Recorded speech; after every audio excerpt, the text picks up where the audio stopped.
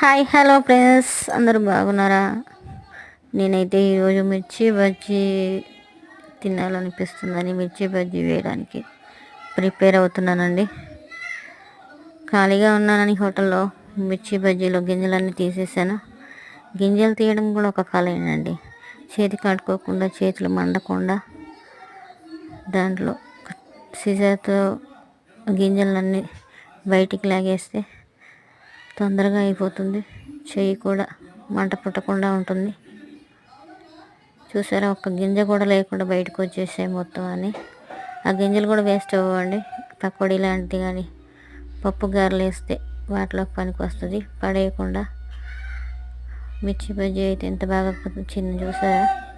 మిర్చి బజ్జీలో టెక్నిక్ ఏంటంటే కొంచెం నువ్వులు వేస్తే సూపర్ టేస్ట్ ఉంటుందండి. నచ్చితే మీరు కూడా ట్రై చేయండి.